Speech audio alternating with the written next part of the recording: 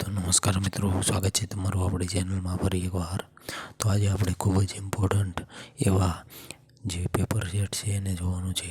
તો શરૂઆત કરી દઈએ પ્રશ્ન નંબર 1થી કે કયા બેક્ટેરિયા ગોળ આકારના હોય છે. બરાબર, તો કયા બેક્ટેરિયા ગોળ આકારના હોય છે? તો જે કોકાઈ હોય છે એ ગોળ આકારના બેક્ટેરિયા છે, અને જે લાંબા આકારના હોય છે એ બેસિલાઈ હોય છે, અને વિબ્રિયો કોલેરી હોય છે. બરાબર, સ્પાયરોકીટ હોય છે એ સ્ક્રૂ આકારના હોય છે. બરાબર, અને વિબ્રિયો હોય છે જે અલ્પ આકારના હોય છે. જે અલ્પ આકારે આપણે ઇન્વર્ટેડ કોમા કરીએ એ આકારના, એટલે કે વિબ્રિયો કોલેરી હોય છે. ત્યારબાદ આગલો પ્રશ્ન જોઈએ, પ્રશ્ન નંબર 2. ઓકે, બેક્ટેરિયામાં જ્યારે બાયોકેમિકલ રિએક્શન થાય છે, બરાબર, રિએક્શનથી શું થાય છે? તો બેક્ટેરિયામાં બાયોકેમિકલ રિએક્શનને કારણે, તો મિત્રો યાદ રાખજો, એ એસિડ અને ગેસ થાય છે. તો એસિડ અને ગેસ થાય છે. બરાબર, ફક્ત એસિડ નથી થતું, કે ફક્ત ગેસ પણ નથી થતો, કે CO2 પણ નથી થતું, પણ એસિડ અને ગેસ થાય છે. પ્રશ્ન નંબર આગળ જોઈએ. ગ્રામ પોઝિટિવ કોકાઈ નીચેનામાંથી કયા નથી? ઓકે, તો નાઇજીરિયા કોનોરી. બરાબર, જે ત્યારબાદ આગળ જોઈએ. Ziehl Neelsen test acid fast bacteria કયા રંગના દેખાશે?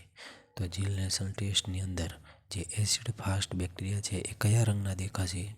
બરાબર, તો જીલ નેલ્સન ટેસ્ટ છે એની અંદર જો મિત્રો આવા પ્રશ્ન પૂછે એટલે તમને મૂંઝાવવા માટે મેં આ પ્રશ્ન મૂક્યો છે. બરાબર, કારણ કે જીલ નેલ્સન સ્ટેન હોય છે જે, બરાબર, એની અંદર બેક્ટેરિયા જે હોય છે એ જાંબલી કલરના હોય છે. તો એની સાથે અહીંયા જો option number B violet colour પણ આપ્યો છે, એટલે જાંબલી અને વાયલેટ કલર બંને એક જ થાય છે. એટલા માટે આપણો જવાબ સાચો બને છે, એ અને બી બંને. એટલે ઉતાવળમાં ઓપ્શન એ ટીક કરવાનો નથી. ચલો આગળ જોઈએ કે ઝેરના કેટલા પ્રકાર છે? તો ઝેરના 2 પ્રકાર છે. બરાબર, જેનો એક છે એન્ડોટોક્સિન અને બીજું છે એક્ઝોટોક્સિન. બરાબર, એન્ડોટોક્સિન અને એક્ઝોટોક્સિન આ એ 2 પ્રકારના ઝેર છે. બરાબર, ઓકે, આગળ જોઈએ. પ્રશ્ન નંબર 6. કયા રોગ યકૃત પર સીધી અસર કરે છે? બરાબર, તો જે હેપેટાઇટિસ છે, બરાબર, હેપેટાઇટિસ એ છે, હેપેટાઇટિસ એ હોય કે બી હોય, આ જે કોઈ પણ પ્રકારના હેપેટાઇટિસ હોય એ યકૃત પર સીધી અસર કરે છે.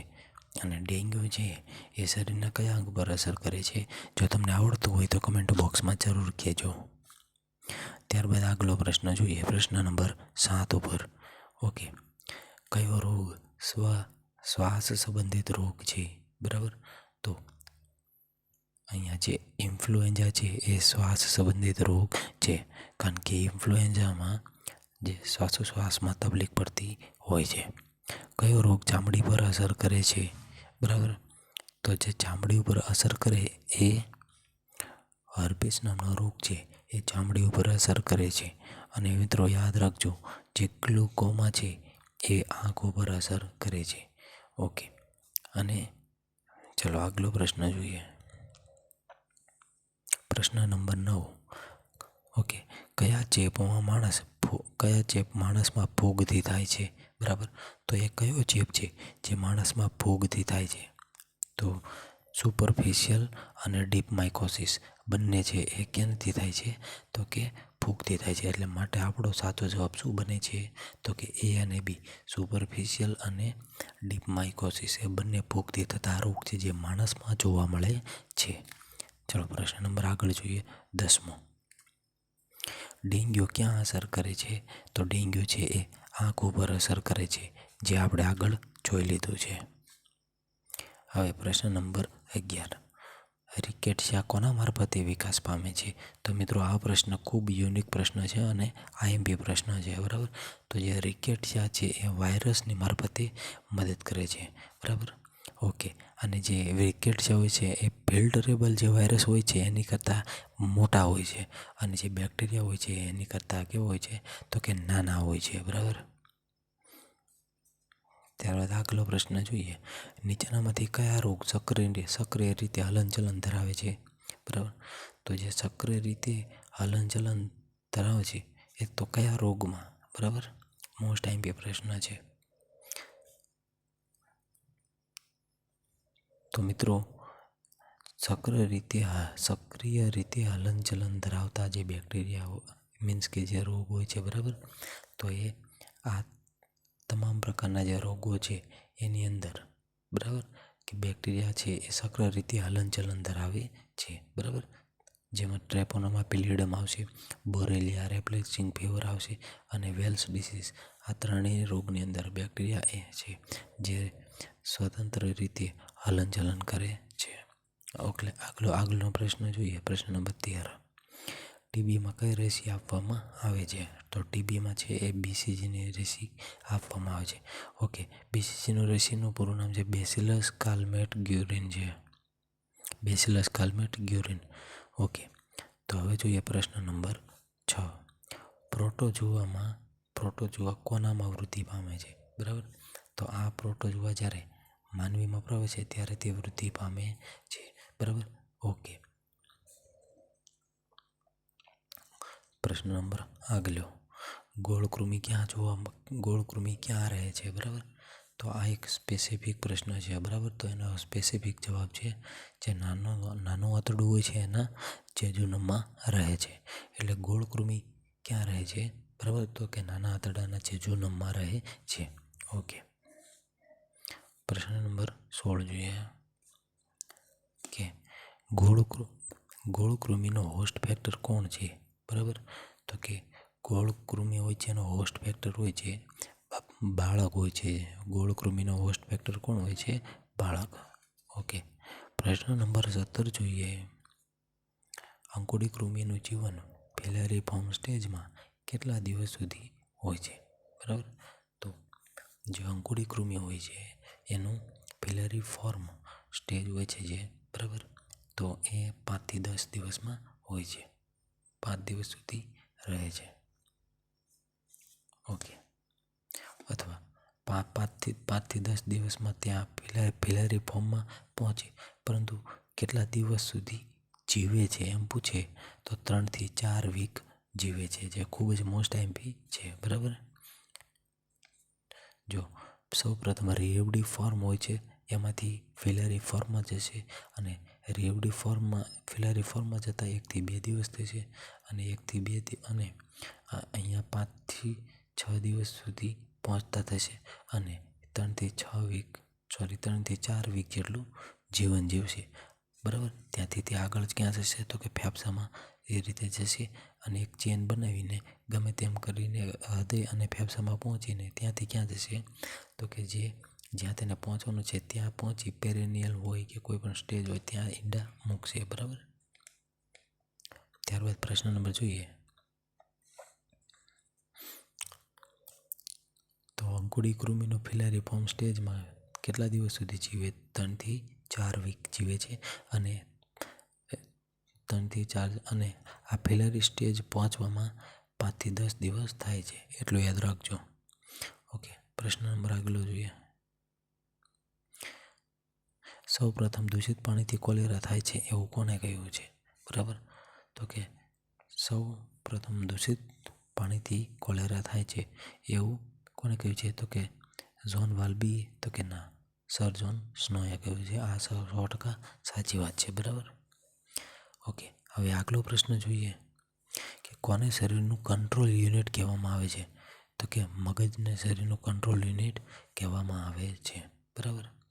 અને ચેતાતંત્ર એ માનવ શરીરની નર્વસ સિસ્ટમ છે, બરાબર. સેન્ટ્રલ નર્વસ અને ચેતાતંત્રના કેટલા ભાગ પડે છે તો કે 3 ભાગ પડે છે, બરાબર. ખાસ યાદ રાખવાનું છે. ઓકે, હવે પ્રશ્ન નંબર 20, નીચેનામાંથી કયું માણસનું શરીર બહાર આવેલું કંકાલ છે? તો નીચેનામાંથી કયું માણસના શરીરની બહાર આવેલું કંકાલ છે? તો મિત્રો યાદ રાખજો, જે માણસના શરીર બહાર જે કંકાલ આવે છે એની અંદર નખ અને વાળનો સમાવેશ થાય છે. એટલા માટે આપણો જવાબ અહીંયા બને છે કે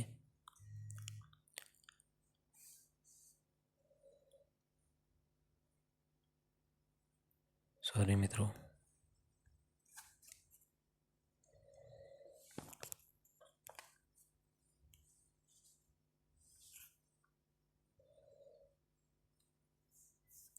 ઓકે મિત્રો, તો જોઈએ કે નીચેનામાંથી કઈ માણસનું શરીર બહાર આવેલું કંકાલ છે? તો કે નખ અને વાળ એ બંને કેવું છે? તો કે એ અને બી બંને જવાબ છે, જે શરીરની બહાર આવેલું કંકાલ છે.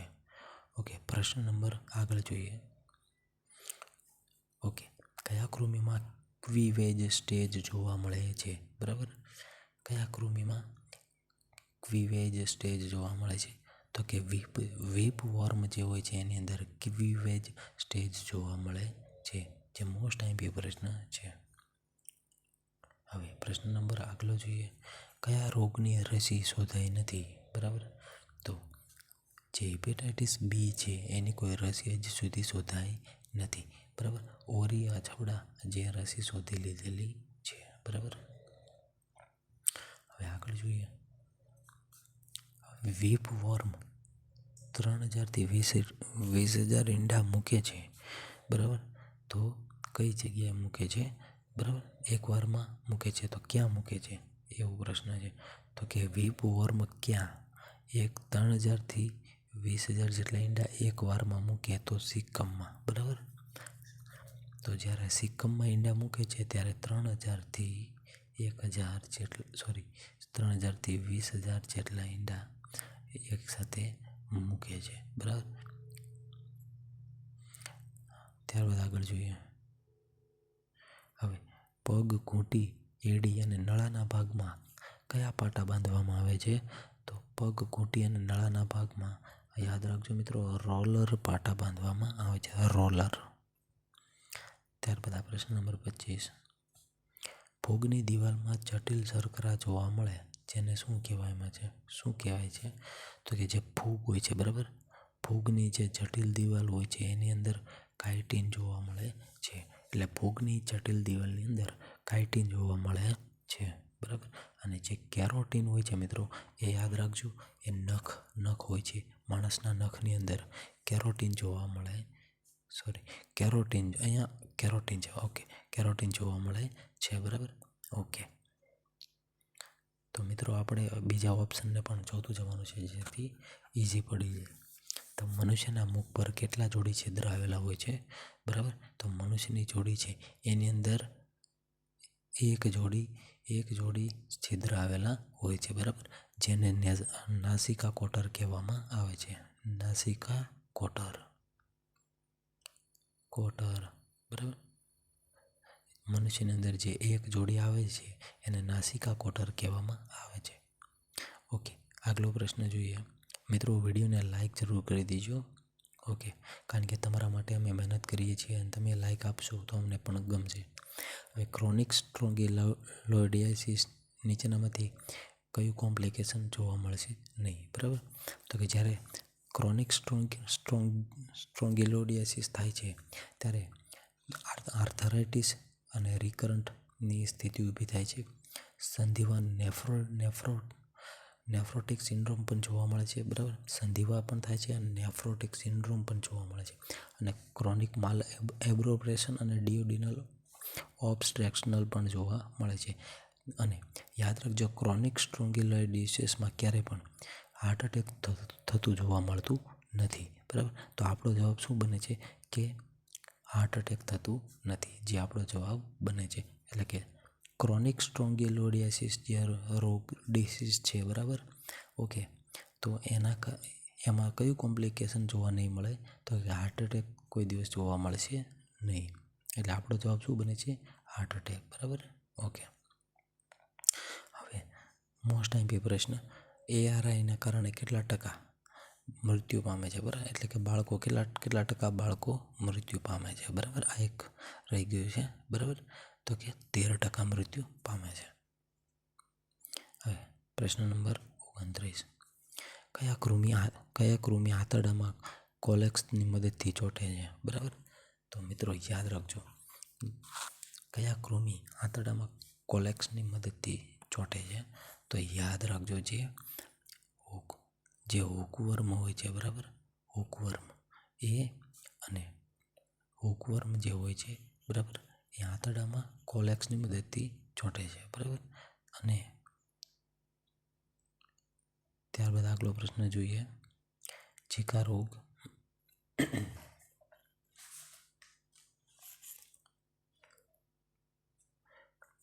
ઓકે મિત્રો, તો પ્રશ્ન નંબર આગળ જોઈએ. હવે ઝીકા રોગ કયો મચ્છર ફેલાવા માટે જવાબદાર છે? બરાબર. તો જે એડિસ મચ્છર છે એ ઝીકા રોગ ફેલાવે છે, અને જે મેન્સોનિયા મચ્છર છે એ ગ્રામીણ ફાઇલેરિયા, બરાબર, ગ્રામીણ પ્રકારનો જે રોગ છે એ ફેલાવા માટે જવાબદાર છે. અને આ જે ક્યુલેક્સ છે એનાથી જાપાનીઝ એન્સેફલાઇટિસ રોગ થાય છે, બરાબર. પ્રશ્ન નંબર 31 જોઈએ કે કયા મચ્છરના ઈંડા 3 વર્ષ સુધી જીવે છે? બરાબર. તો કે જે મિત્રો યાદ રાખજો, જે એડિસ છે, બરાબર, એડિસ છે એના, તો કે આ મિત્રો ખાસ યાદ રાખજો.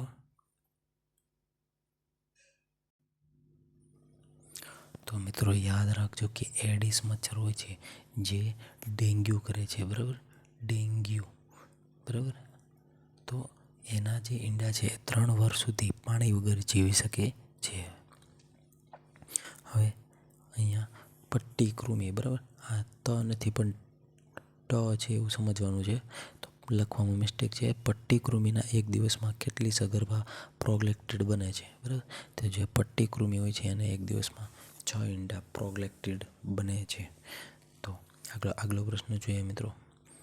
હવે મોસ્ટ આઈમ્પી પ્રશ્ન છે, અપૂર્ણ રંધાયેલું, બરાબર, તો કે અપૂર્ણ રંધાયેલું માંસ ખાવાથી પટ્ટી કૃમિ જવાબદાર છે, બરાબર. અપૂર્ણ રંધાયેલું ગાયનું માંસ ખાવાથી, બરાબર, કયો રોગ થાય છે? કયો કૃમિ જવાબદાર છે? તો અપૂર્ણ ગાયનું માંસ ખાવાથી કયો પટ્ટી કૃમિ જવાબદાર છે? બરાબર. કયો રોગ કરે છે? બરાબર.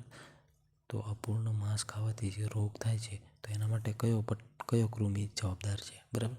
તો ટી સાજીનાટા રોગ જવાબદાર છે, અને ટી સાજીનાટા રોગ જવાબદાર છે.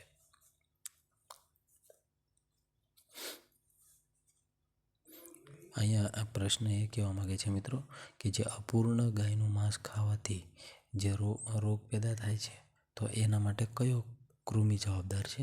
બરાબર. તો પટ્ટી કૃમિ જવાબદાર છે. પણ પટ્ટી કૃમિ છે, અને કયો પટ્ટી કૃમિ છે? તો સાજીનાટા છે. અને ટી સોલિયમ પણ હોય છે, જે પટ્ટી કૃમિ છે, અને ટી સોલિયમથી એ ભૂંડનું માંસ ખાવાથી થાય છે, બરાબર. ઓકે. હવે આગળ જોઈએ કે કયા રોગમાં માઇલ્ડ જુલાબ આપવો પડે છે? તો હ્યુમન સિસ્ટર કોર્સિસમાં માઇલ્ડ જુલાબ આપવો પડે છે. ઓકે. પ્રશ્ન નંબર આગળ જોઈએ, હાઇડ્રેટેડ રોગમાં, ઓકે, પ્રશ્ન આગળ જોઈએ કે હાઇડ્રેટેડ જે રોગ હોય છે એ રોગમાં માણસમાં કયા સ્ટેજમાં હોય છે? બરાબર. હાઇડ્રેટેડ રોગ વિશે હું તમને જણાવી દઉં કે જે ઝૂનોટિક રોગ હોય છે, બરાબર, કે જે જંગલી કૂતરા, પ્રાણીઓ, બિલાડીઓ દ્વારા જે રોગ, કે પછી ગ્રામીણ કક્ષાએ રહેતા કોઈ પણ પશુ દ્વારા, પ્રાણીઓ દ્વારા જે રોગ થાય છે એને હાઇડ્રેટેડ રોગ કહેવાય છે, અથવા તો એવો પણ રોગ કહેવાય છે તેને ઝૂનોટિક રોગ કહેવામાં આવે છે. તો હવે આ રોગના જે સ્ટેજ હોય છે, બરાબર, તો આ રોગના જે સ્ટેજ હોય છે એ કયા સ્ટેજ કહેવાય છે? તો મેટાસિસ્ટોડ રોગ કહેવામાં આવે છે. મિત્રો આપણે જે બીજા ઓપ્શન છે એને પણ જોવાના છે, બરાબર. હવે કીટ વિજ્ઞાન એટલે કોનો અભ્યાસ સાચું છે? બરાબર. કીટ વિજ્ઞાન એટલે કોનો અભ્યાસ બાબત સાચું છે? બરાબર. તો કીટ વિજ્ઞાન અંદર મિત્રો યાદ રાખવાનું છે કે 3 જોડી સ્પર્શકો હોય છે, 3 જોડી સાંધા હોય છે, બરાબર. એટલે 1 જોડી સ્પર્શકો અને 1 જોડી સાંધા, તો આ બંને જવાબ આવશે, બરાબર. યાદ રાખવાનું છે અહીંયા A અને B બંને જવાબ આવે છે, બરાબર મિત્રો. ઓકે. જો કદાચ પીડીએફ તમને મળી હોય તો આ વિડીયોમાં જરૂર જોવાનું, કેમ કે અમુક પીડીએફની અંદર આ રીતે પ્રશ્નો હોય છે, બરાબર, જે ફક્ત પીડીએફ વાંચવાથી તમને જવાબ મળશે નહીં. એટલે આ સોલ્યુશન તમે જોશો તો તમને જવાબ મળશે, બરાબર. ઓકે, બાકી આ પીડીએફ ટેલિગ્રામમાં તો મળી જ જશે તમને, બરાબર. ત્યાં બધા વિડીયોની પીડીએફ મળી જશે. હવે જે કીટ વિજ્ઞાન કોનો અભ્યાસ સૂચવે છે? તો મિત્રો 3 જોડી સાંધા અને 1 જોડી સ્પર્શકોની જો અભ્યાસ છે એને સૂચવે છે. ત્યારબાદ આગળ જોઈએ પ્રશ્ન નંબર 37. WBCનું મૃત્યુ ક્યાં થાય છે? બરાબર, WBCનું જે મૃત્યુ હોય છે એ ક્યાં થાય છે? તો મિત્રો WBCનું જે મૃત્યુ છે એ ક્યાં થશે? તો જે રુધિર હોય છે એની અંદર થાય છે, બરાબર. ક્યાં થાય છે? તો રુધિર હોય છે એની અંદર થાય છે. આગલો પ્રશ્ન જોઈએ. અને રુધિરની pH કેટલી હોય છે? તો કે 7.4 હોય છે. 7.4 હોય છે. રક્તકણની ઉણપ. ઓકે, હવે પ્રશ્ન નંબર આગળ જોઈએ 39 કે રક્તકણની ઉણપથી કયો રોગ થાય છે? તો રક્તકણની ઉણપથી એનિમિયા થાય છે, અને એનું જ બીજું નામ પાંડુ રોગ છે. એટલે A અને B બંને જવાબ આવે છે, બરાબર. ઓકે, ત્યારબાદ આગલો પ્રશ્ન જોઈએ. ચિકિત્સક કીટ વિજ્ઞાનમાં કઈ બાબત કેન્દ્ર સ્થાને છે? બરાબર. ઓકે, ચિકિત્સક કીટ વિજ્ઞાનમાં કઈ બાબત કેન્દ્રમાં છે? તો મિત્રો મોસ્ટ આઈમ્પી પ્રશ્ન છે કે ચિકિત્સક જે કીટ વિજ્ઞાન છે એની અંદર સંધિવાતનો અભ્યાસ કરવામાં આવે છે, બરાબર. સંધિવાતનો અભ્યાસ કરવામાં આવે છે અને તેનું નિયંત્રણ પદ્ધતિઓ કરવામાં આવે છે. ઓકે, બરાબર. ત્યારબાદ ચેપી રોગ જે હોય છે એને કોઈ લેવા દેવા હોતા નથી, બરાબર. ચલો, પ્રશ્ન નંબર 41. હવે મધુમક્ખીના ઘાવ ઉપર બેક્ટેરિયાની વૃદ્ધિ થાય તે કયા પ્રિવેન્શનમાં આવે છે? તો મધુમક્ખી હોય છે એના ઘાવ ઉપર બેક્ટેરિયાની વૃદ્ધિ થાય એ દ્વિતીય પ્રિવેન્શનમાં આવે છે, બરાબર. મોસ્ટ આઈમ્પી છે. અને પ્રથમ પ્રિવેન્શનમાં શું આવશે? તો કે પ્રથમ પ્રિવેન્શનમાં એવી જગ્યાઓનો નાશ કરવો જ્યાં મધુમક્ખીનો ઉપદ્રવ થઈ શકે, અથવા ત્યાં દવાનો છંટકાવ કરો, જે પ્રથમ પ્રિવેન્શનમાં આવશે. અને તૃતીય પ્રિવેન્શનમાં શું આવશે? તો કે પુનર્વસનની સારવાર હોય છે, બરાબર. અથવા કોઈ રોગ લાગુ પડ્યા પછી કોઈ એન્ટીબાયોટિક આપવામાં આવે તો એનો પણ સમાવેશ કેમાં થશે? દાખલા તરીકે પેનિસિલિન, બરાબર. એ એક પ્રકારની એન્ટીબાયોટિક છે, તો એનો પણ જે મધુમક્ખીના કેસ ઊભા થાય છે એની અંદર આ તૃતીય સારવારમાં આવશે. અને અત્યારે આપણો જવાબ શું બને છે? તો કે દ્વિતીય સારવાર. ઓકે, પ્રશ્ન હવે કઈ ટીક દ્વારા બ્યુટોનિયસ ફીવર થાય છે? બરાબર. તો કે મિત્રો યાદ રાખજો, ટીકના 4 પ્રકારની ટીક હોય છે, બરાબર. તો પહેલા નંબરની ટ્યુબ છે એ ડર્મા સેન્ટર, બીજા નંબરની ટ્યુબ ડર્મા સેન્ટર અહીંયા આપી છે, બરાબર. ડર્મા સેન્ટર, હાઇલોમા અને ઓનિથોડોરસ. તો આ 4 પ્રકારની ટીક, આ 4 પ્રકાર છે ટીકના, બરાબર. તો જે એની અંદર વાત કરીએ તો કે જે બ્યુટોનિયસ ફીવર હોય છે એ કઈ ટીક કરે છે? તો કે રે પેસિફિલસ નામની જે ટીક છે, બરાબર. તો એના દ્વારા થાય છે. હવે ડાયાબિટીસની દવા કઈ છે? બરાબર. તો કે ડાયાબિટીસની દવા ગ્લોમીપ્રાઇડ છે. અને પેરાસિટામોલ છે એ તાવની અંદર આપવામાં આવતી દવા છે. તો મિત્રો કમેન્ટ બોક્સમાં જરૂર કહેજો કે ક્લોફાલેક્સિસિમોન કેમાં આપવામાં આવે છે, બરાબર. હવે આગલો પ્રશ્ન જોઈએ કે 10 લીટર પાણીમાં કેટલું એબેટ જોઈએ? તો કે 10 લીટર પાણીમાં 2.5 ml એબેટ જોઈએ. મિત્રો આ બધા પ્રશ્નો અમુક જે ઓપ્શન છે એને આપણે સમજવાના નથી, કેમ કે એ તો ડાયરેક્ટ છે એટલા માટે, બરાબર. જ્યાં સમજવાના આવશે હું તમને સમજાવી દઈશ. હવે LLIN નું પૂરું નામ શું છે?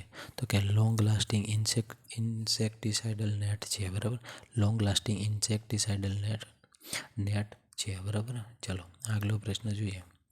હવે એસિડિટીની સારવાર કયા તબક્કામાં આપવામાં આવે છે?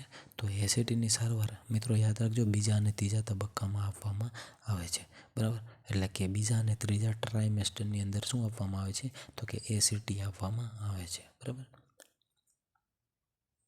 પ્રશ્ન નંબર આગલો જોઈએ. ઓકે, તો કે NMCPની શરૂઆત ક્યારે થઈ? તો કે 1953માં.